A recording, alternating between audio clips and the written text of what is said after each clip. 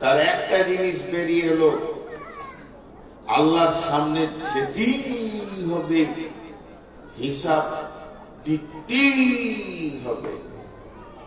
এতগুলো পুরুষ বসে আছেন, একজন খালি উঠে বলেন আমি যাব না, হিসাব দিব না। বেশ কিছু জায়গা আল্লাহ এমন চ্যালেঞ্জ দিয়েছে না যাওয়ার ব্যাপারে, হুমকি দিয়েছেন, হুমকি। দু একটা শোনাই। এনার সাথে আমার ঝামেলা চলছে, এনার সাথে আমার ঝামেলা চলছে। আমাদের বীরভূমের সত্য ঘটনা, 2 ষাঁড়ের লড়াই, রাজনৈতিক লড়াই, নাম জিজ্ঞেস করবে না। একজন আর একজনকে বলছে তোকে 1 সপ্তাহের মধ্যে দুনিয়া ছাড়িয়ে দেব। জিত ষাঁড়, ওর হাতে বোম আছে, পিস্তল আছে। তো পাল্টা তখন ইট বলছে তুই তো 7 দিন, তুই 3 দিনে যা খাবি খেয়ে নিয়ে যা, তোকে 3 দিন টাইম দিলাম। 4 খানা ষাঁড় বন্ধু, তারা একসঙ্গে নদীর ধারে গোপনে বসে বোম বাঁধছে। 3 দিনের মধ্যে ওর বংশ বুনিয়াদি হবে। হাতের বোম হাতি ফেটে গেল, সামনে যা ছিল ফুটে গেল, 4টা ষাঁড়ের লাশ পড়ে গেল। কে কাকে মারবে? নিজের বোমে নিজেই মরল। তো আপনার আমার চ্যালেঞ্জটা কোন ফালতু। আপনি আমাকে হুমকি দিচ্ছেন মোবাইলে ভিতরে কাটবো, আল্লাহ যদি ক্ষমতা দেয় তো পারবেন না, হলে পারবেন না। কিন্তু আমার আল্লাহ চ্যালেঞ্জ। এবার আপনারা গুনেন। নাম্বার 1, আমার রব বলছেন কুল্লু নাফসিন যায়কাতুল মউত। আমি তোদেরকে মারবই, আমি তোদেরকে মারবই। একজন উঠে বলেন পারবে না। 2 নম্বরে আমার আল্লাহ বলছেন ওয়ালিকুল্লি উম্মাতিন আদাল হাত্তা ইযা জাআ আজালুহা লা ইস্তাখিরুনা সাআতাও ওয়া লা ইস্তাকদিমুন। প্রত্যেকটি প্রাণীর তার মৃত্যুর ডেট আমি সময়কে লিখে দিয়েছি। সারা বিশ্ব এক জায়গায় জমা হয়ে 1 সেকেন্ড হায়াত বাড়াতে পারবে না, 1 সেকেন্ড হায়াত কমাতে পারবে না। আমি মারবো বলেছি, ওই টাইমই মারবো। 3 নম্বর চ্যালেঞ্জ দিচ্ছেন আমার আল্লাহ, তোকে কোন মাটিতে মারবো, কোন জায়গায় তোর লাশটা থাকবে, হসপিটালে থাকবে না অ্যাম্বুলেন্সে থাকবে, না ড্রেনে পড়ে থাকবে, না বালুতে পোতা থাকবে, না বস্তায় পচবে, না ডাম্পারের চাকে যাবি, না রেলের চাকে যাবে, এটাও আমি লিখে দিয়েছি। ওই মাটিতেই তোর মত হবে। 4 নম্বর চ্যালেঞ্জ দিয়েছেন ওমাহুম আনহা বিগাইবিন। আমি একটা দিন তৈরি করেছি, সেদিন আদম থেকে নিয়ে কিয়ামতের দিনেও যে বাচ্চাটা মায়ের পেট থেকে হবে সবগুলোকে জমা করব। তোর ক্ষমতা নাই, ওই জমা থেকে তুই একা লুকিয়ে কোথাও থেকে যাবি। আল্লাহ তাবারাক ওয়া তাআলা বলছেন 5 নম্বরে ওয়াইদাল কুবুর বুসিরাত। আমি কবর থেকে সবগুলিকে তুলবো, শ্মশানে আছে তুলবো, সমাধিতে আছে তুলবো, কাকে হাঙ্গরে খেয়েছে তুলবো, কে সুন্দরবনে বাঘে খেয়ে নিয়েছে ওকে তুলবো, কে মানে যদি যে যেখানে আছে ওখান থেকে আমি সেই নির্দিষ্ট দিনে তুলবো। তোর ক্ষমতা নাই, তুই লুকিয়ে থেকে যাবি। 6 নম্বর আল্লাহ চ্যালেঞ্জ দিয়েছেন ফাইন্নামা হিয়া জাসরাতুন ওয়াহিদা ফাইদা হুম বিসাহিরা। আমি যখন তুলবো তখন শিকস্তির মতো আমি প্রচার করব না, পোস্টার দিব না, মাইকিং করব না, লোকের কাছে খবর দিব না, একটা হুঙ্কার মারবো। আর আমার হুঙ্কারটা এমন হবে পৃথিবীর খেপা পাগল, সুস্থ অসুস্থ, নারী পুরুষ, শিশু বৃদ্ধ সবগুলোকে একটা জায়গায় জমা করে দিব। এবার 7 নম্বরে চ্যালেঞ্জ দিচ্ছেন আমার আল্লাহ, তুই যত বড় শিক্ষিত হ আর মূর্খ হ, আমার সামনে দিয়ে ছাড়া তুই কোথাও যেতে পারবি না। তোকে আমার সামনে হাজির করাই হবে। আমার ইলমের ভিতরে, আমার জ্ঞানের ভিতরে তোকে আমি কাবুতে রেখেছি।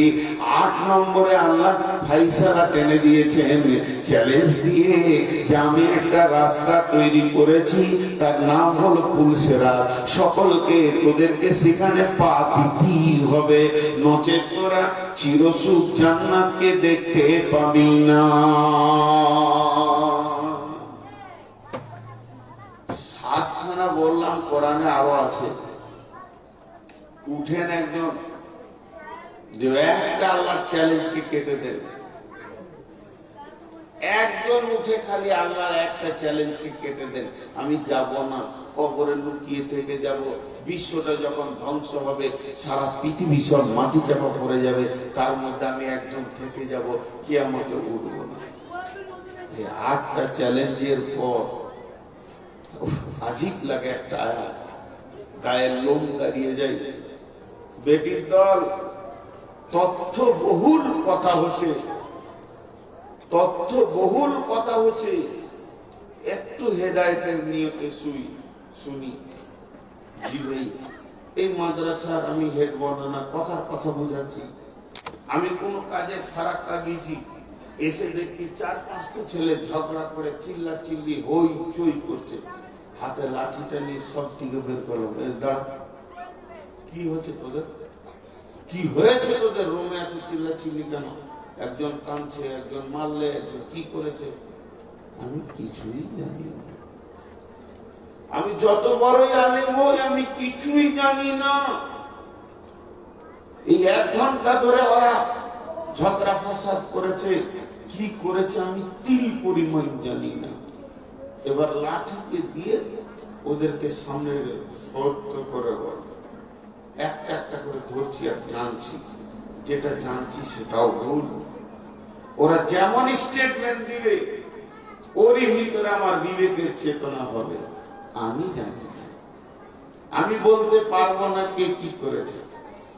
কিন্তু বন্ধু, আল্লাহ তাবারক ওয়া তাআলা কত সূক্ষ্মদর্শী, সূক্ষ্ম শ্রুতি, তিনি কেমন শোনেন, কেমন দেখেন। তিনি বলছেন যে শুনে লাও, কুল ইন্নাল মাউতাল্লাযী তাফিরুনা মিনহু ফাইন্নাহু মুলাকীকুম সুম্মা তুরাদ্দুনা ইলা আলিমিল গায়বি ওয়াশ শাহাদাতি ফায়ুনাব্বিউকুম বিমা কুনতুম তা'মালুন। এখানে যতগুলো আমরা বুদ্ধিজীবী বসে আছি, আমরা জ্ঞানী বসে আছি, চেতনাওয়ালা লোক বসে আছি, পাগল নয়, আমরা ধরে বেড়াইনি। আজ থেকে 2 সপ্তাহ আগে, 5 দিন আগে দুপুরে কি তরকারি খেয়েছি আমাদের মনে নাই, কিন্তু আমার রব বলছেন যখন আজরাইল আত্মাটাকে নিয়ে আমার কাছে হাজির করে দেয়, আর আমি ওকে যখনই দেখি, আমাকে 1 ঘন্টা লাগে না, 2 ঘন্টা লাগে না, 5 ঘন্টা লাগে না, 1 সেকেন্ড লাগে না, মুহূর্তের মধ্যে 70 বছরে কি কি কি কি কি কি কি কি করেছে আমি রব বক্তব্য রাখি আর ওকে আমি শোনাই। তুই জীবনে এতগুলি কাজ করেছিস, শুধু একজন আর শোনাবে না, কোটি কোটি বিলিয়ন মিলিয়ন যত মানুষ কিয়ামতের মাঠে জমা হবে, আমার রবের সামনে একটা করে মাল আনা হবে, আর আমার রব তার জিন্দেগির হিসাব তাকে শুনিয়ে দিতে পারবেন। কিন্তু আমার রব খালি বলবে, বল তুই এটা করেছিস কিনা। এতটুকু না বলার ক্ষমতা হবে না। তিনার চ্যালেঞ্জটা কত গুরুত্ব, তিনি কত সূক্ষ্মদর্শী এবং তিনি কত সূক্ষ্ম বিচার করেন। সেই আল্লাহ বলছেন, আমার সামনে তোকে আসতেই হবে এবং তোর জিন্দেগির হিসাব দিতেই হবে। ইন্না ইলাইনা ইয়াবাহুম সুম্মা ইন্না আলাইনা হিসাবাহুম। এই কোন মেয়ে কথা বলছো গো? আচ্ছা ওই যার সাথে শুনছেন কথা বলছি ওই মাইক দাও।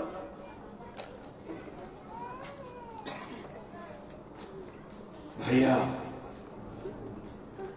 যতক্ষণ আমি কথা বললাম একটা জায়গায় দাঁড়িয়ে আছি, সেটা হলো আল্লাহর কাছে গিয়ে হিসাব দিতে হবে। এখন দুটি হিসাব আপনাদের সামনে তুলে ধরি, একটা জান আর একটা মাল। কিন্তু তার আগে যে আয়াতটা করেছি একটু তর্জমা করি, গোটাটা নাই। বিসমিল্লাহির রহমানির রহিম। ইন্নাল্লাহা আশতারা মিনাল মুমিনিনা আনফুসাহুম ওয়া আমওয়ালাহুম বিআন্না লাহুমুল জান্নাহ। ইন্নাল্লাহা আশতারা মিনাল মুমিনিনা আনফুসাহুম ওয়া আমওয়ালাহুম বিআন্না লাহুমুল জান্নাহ। একটা উদাহরণ দিব। এই মাদ্রাসার পাশে জায়গাটা আপনার, আর মাদ্রাসা কে একজন 2 কাঠা, এটা 5 কাঠা জায়গা আপনার, আর মাদ্রাসাকে একজন 5 কাঠা দিতে চাইছে দান। তার জায়গাটা আছে আপনার বাড়ির পাশে, যে দান করবে সে আপনাকে গিয়ে কি বলছে, তোর জায়গাটা মাদ্রাসাকে দে আর আমার জায়গাটা তুই লে, মধ্যখানে টাকা পয়সা থাকবে না, এটা রেস্ট্রি হবে, বিনিময় রেস্ট্রি হয়ে যাবে। তো আল্লাহ তাবারাক ওয়া তাআলা বলছেন, আমি মুমিনের কাছ থেকে আমার জান্নাতের বিনিময়ে, এখানে টাকা নয়, পয়সা নয়, সোনা নয়, দানা নয়, ঋণ নয়, বাট নয়, ডলার নয়, আমি দিব জান্নাত। আর তুই দুটো জিনিস আমাকে দিয়ে দিবি, একটা হলো জান আর একটা হলো মাল। আমি জান আর মালকে তোদের কিনে নিব আমার জান্নাতের বিনিময়ে।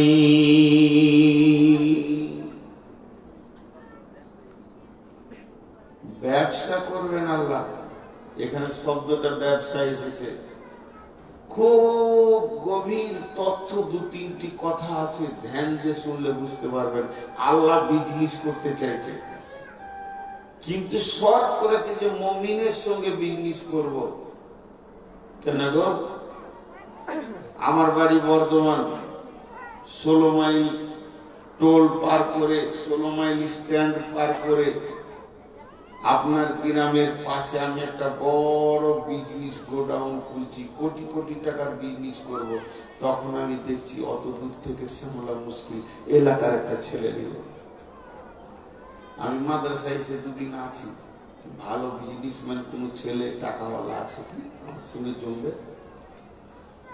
ওই ছেলেটা যদি মাতাল হয় তো নিব না, জুয়ারি হয় তো সঙ্গে ব্যবসা করব না, লুচ্চা হয়তো ব্যবসা করব না, মুনাফিক হয়তো ব্যবসা করব না। কারণ আমি চাইবো ছেলেটা পাক্কা ইমানদার মুমিন হতে হবে, যার হাতে 20 কোটি টাকা ছেড়ে দিয়ে আমি নিশ্চিন্তে বর্তমানে ঘুমাতে পারবো। যখন এই গ্রামের লোক সাক্ষী দেবে যে এই ছেলেটা ইমানদার, এর মতো ইমানদার কেউ নাই, কোটি কোটি টাকা পায়ের নিচে পড়ে থাকলো, এর দেহে মনে মিজাজে ইমানে কোনো লোভ নাই, তখন ওর সঙ্গে আমি ব্যবসা করব। তো আমার আল্লাহ বলছেন, পৃথিবীতে কাফের আছে, পৃথিবীতে মুনাফিক আছে, পৃথিবীতে ফাসিক আছে, পৃথিবীতে জালেম আছে, পৃথিবীতে কত রকম মানুষ দিয়ে সাজানো আছে, চোর লম্পট দাগাবাজ দিয়ে। আমি তাদের সাথে ব্যবসা করতে রাজি নই, আমি করব মুমিনের সঙ্গে। তিনি ইন্না শব্দ দিয়েছেন, মানে নিশ্চিত করছেন, নিশ্চয় ইন্নাল্লাহ হাসকারা, নিশ্চয় আল্লাহ ব্যবসা করতে চাইছেন, কিনতে চাইছেন, মিনাল মুমিনিনা, পার্টিকুলার মুমিনের কাছ থেকে। মুমিনের সঙ্গে আল্লাহ বসতে চাইছেন, আপোষ করতে চাইছেন, আর কারোর সঙ্গে বসতে চাইছে না।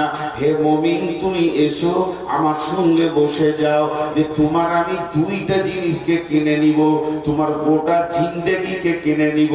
গোটা জিন্দেগি বলতে তুমি 70 বছর বাঁচবে, এই সময়টাকে আমি কিনে নিব।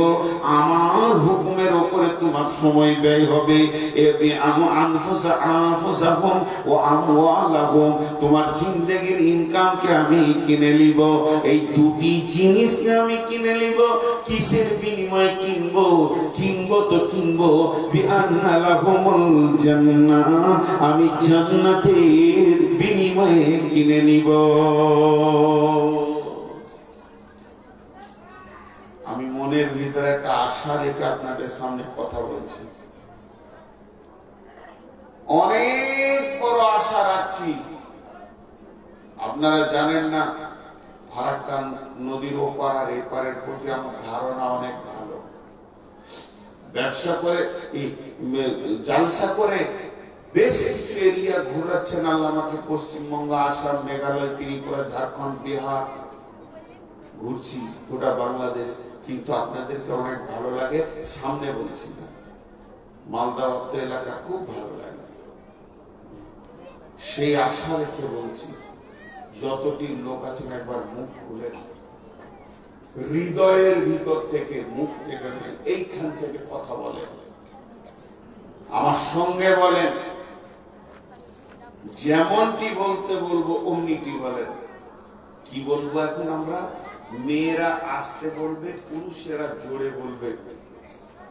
গোছিয়ে গোছিয়ে বলছি যাতে করে আপনারা জোরে বলেন। যদি না বলেন তো দুঃখ পাবো। সেটা হচ্ছে কালেমায়ে শাহাদাত করবো আমরা এখন। কালেমায়ে শাহাদাত, যে কালেমা পড়লে ইমানদারি মজবুত হয়। বেঈমানরা ওই কালেমা পড়লে ইমানদার হয়। সকলে মহব্বতের সঙ্গে একবার বলি, আশহাদু আল্লাহ, জোরে বলেন, আশহাদু আল্লাহ ইলাহা ইল্লাল্লাহু ওয়া আশহাদু আন্না মুহাম্মাদান আবদুহু ওয়া রাসূলুহু। সবাই বলেন। এত গুছিয়ে বললাম তো হাজি ভাই, আমাদেরকে বিজেপি পিটাবে না, কাকে পিটাবে? যে সাথে থাকলে আমাদের শক্তি বাড়ে, তার নাম লিখতে আমাদের কত কষ্ট। আর যদি তৃণমূলের মিছিল হলো, তৃণমূল কংগ্রেস বলার কাটিং কি মনে হচ্ছে কোন কারি সাহেবের কাছ থেকে শিখে এসছি, এইভাবে বলতে হবে। লড়াই লড়াই লড়াই চাই, লড়াই করে বাঁচতে চাই। আরেকবার বলছি, আশহাদু আল্লা ইলাহা ইল্লাল্লাহু ওয়া আশহাদু আন্না মুহাম্মাদান আবদুহু ওয়া রাসূলুহু।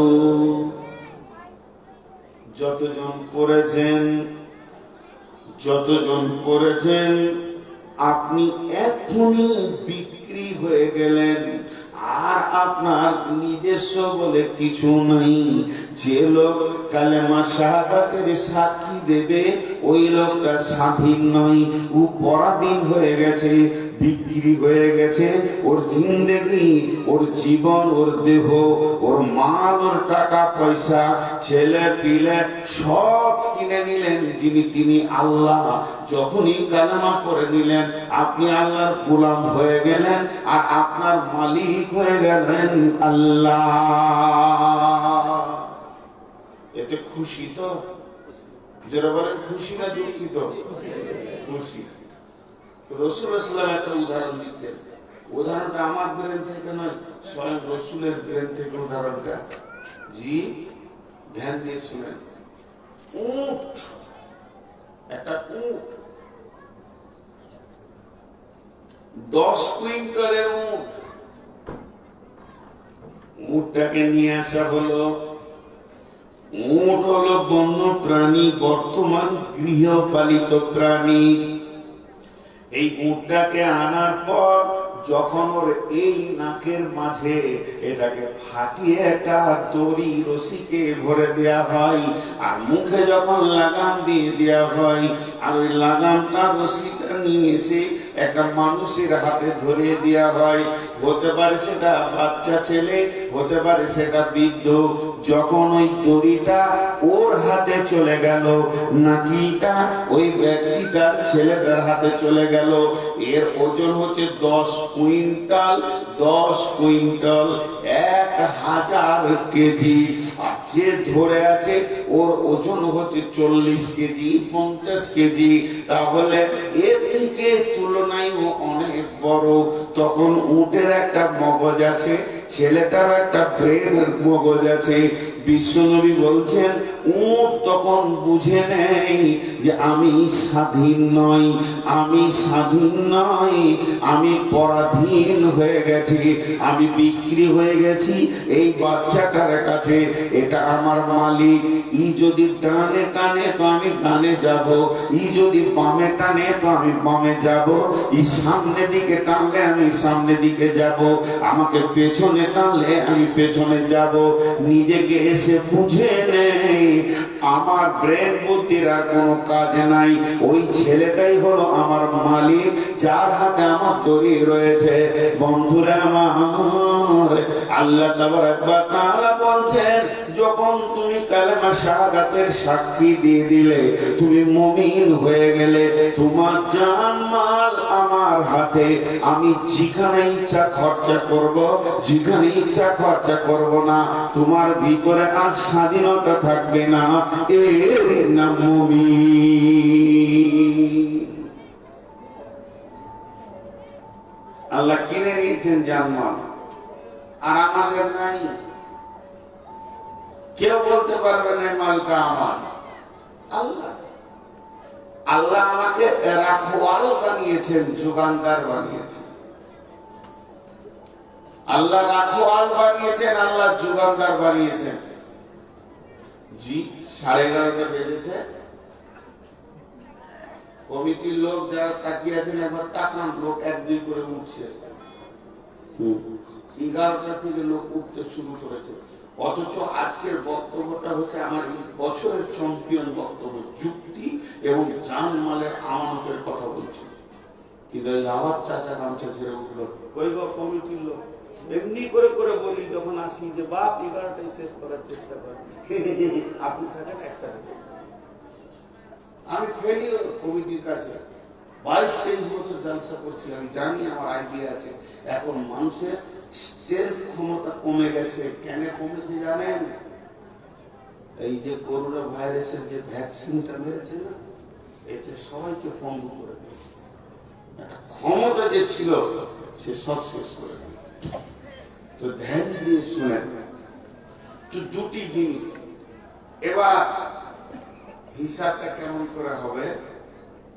জি আমি বলবো ঠিক, আপনারা কালেকশনের দরকার আছে, আপনারা 2টো চাদর গেটে রাখেন, আর যে যারা চাদর ধরে থাকবে ওদেরকে ভালো করে ট্রেনিং করে দেন যে বিনা টাকাতে যে পার হবে ধরে নিবি, ঘুমবি, বুকে চেপে যাবে, যেন হাসপাতাল যায়, তারা বুঝবে যে এদেরকে টাকা দিই তবেই ছাড়বে। পিটাপিটি লেগে পড়লা, কি ভেবেছিস তুই টাকা দিবি না? যার বা 5-6 জন ওখানে দাঁড়াগা, লাঠি লাঠি নিয়ে দাঁড়া, যে উঠবে ওকে হুড়মুড়িয়ে ধরে ওর বুকে চেপে দিবি কি না বল। টাকা নাই যদি বলে তো জামা কাপড় খুলে দিয়ে যায়, কালকে টাকা দিয়ে নিয়ে যাবে, খালি গায়ে ঘর।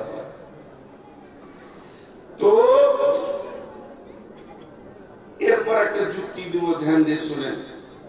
মা বোন মেয়েরা খুব সুন্দর শুনছে। এবার চলেন জানের আর মালের হিসাব কেমন হবে। আল্লাহ তাআলা বলছেন وآتى المال على حبه ذوي القربى واليتامى والمساكين وابن السبيل والسائلين وفي الركاب।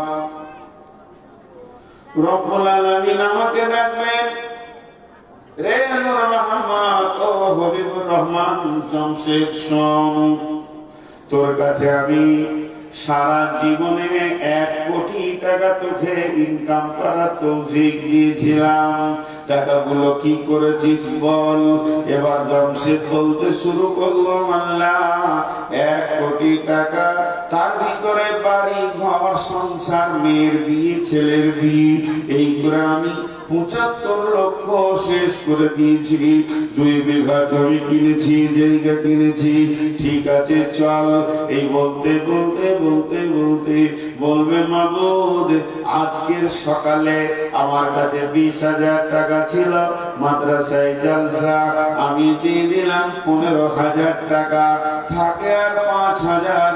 কিছু দূর যেতে গিয়ে দেখি মসজিদের কালেকশন চলছে, দিয়ে দিলাম 1,000। আল্লাহ বলবে চলো আগে বাড়ো, এরপরে থাকে আর 1,000, থাকে আর 1,000, 4,000 মসজিদে তুমি দিয়ে দিয়েছো। বলে হ্যাঁ। এবার 1,000 কি করলে? হঠাৎ বাড়ি থেকে ফোন এলো যে হাট সবজি মাছ লাগবে, মাল কিনতে কিনতে হয়ে গেল 900 টাকা।